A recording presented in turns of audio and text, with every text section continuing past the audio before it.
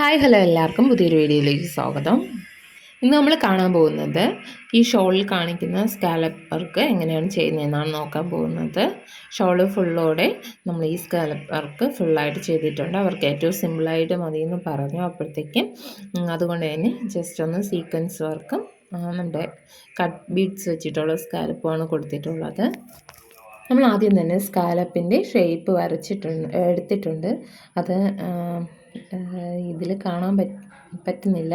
നമ്മൾ സ്കാലപ്പിൻ്റെ ആദ്യം ഒരേ അളവിൽ വരച്ചെടുത്തിട്ടുണ്ട്. അതിന് ശേഷം വരച്ചെടുത്തതിൻ്റെ പുറത്തുകൂടെ നമ്മൾ ചെയിൻ സ്റ്റിച്ച് കൊടുക്കുകയാണ് ചെയ്യുന്നത്. നമ്മൾ ചെറിയ ത്രെഡ് ഉപയോഗിച്ചിട്ടുള്ള ചെയിൻ സ്റ്റിച്ചാണ് കൊടുക്കുന്നത്. ശേഷം നമ്മൾ അതേ ഷേപ്പിന് തന്നെ കട്ട് ബീഡ്സ് വെച്ച് സ്റ്റിച്ച് ചെയ്തെടുക്കുകയാണ് ചെയ്യുന്നത്. 1-2 കട്ട് ബീഡ്സ് ഉപയോഗിച്ചിട്ട് സ്റ്റിച്ച് ചെയ്താണ് എടുക്കുന്നത്.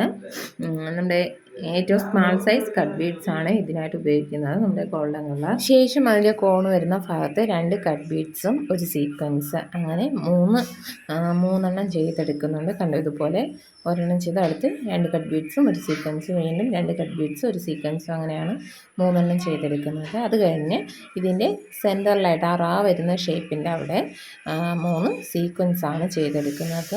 4 സീക്വൻസാണ് നമ്മൾ സ്റ്റിച്ച് ചെയ്തെടുക്കുന്നത്. ഈ കാണുന്നത് പോലെ ഇത്രയും ചെയ്തെടുക്കുമ്പോൾ തന്നെ നമ്മുടെ വർക്ക് കംപ്ലീറ്റ് ആകും. അടുത്ത ഇതിൻ്റെ ലാസ്റ്റത്തെ ഘട്ടമാണ് നമ്മുടെ സോൾഡറിങ് അയൺ വെച്ചിട്ട് ജസ്റ്റ് ഒന്ന് ഇതിനേക്കൊന്ന് ഉരുക്കി എടുക്കുക. കണ്ടോ, ഇതുപോലെ നമ്മൾ ചെയ്ത് എടുക്കുന്നു.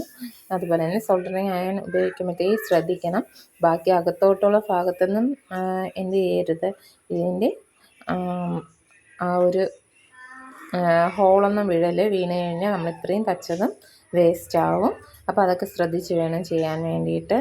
കണ്ടോ, സോൾഡറിങ് അയൺ ഇല്ലാത്തവർക്ക് നമ്മുടെ ഷാമ്പ്രാണിത്തിരിയോ അങ്ങനെ എന്തെങ്കിലും വെച്ചും ചെയ്തെടുക്കാവുന്നതേ ഉള്ളൂ. അങ്ങനെ നമുക്ക് ഏറ്റവും സിമ്പിളായിട്ട് ചെയ്തെടുക്കാൻ പറ്റുന്ന ഡിസൈനാണിത്. അപ്പോൾ എല്ലാം കഴിഞ്ഞതിന് ശേഷമുള്ള ലാസ്റ്റത്തെ ഔട്ട്ഫിറ്റാണ് ഈ കാണുന്നത്.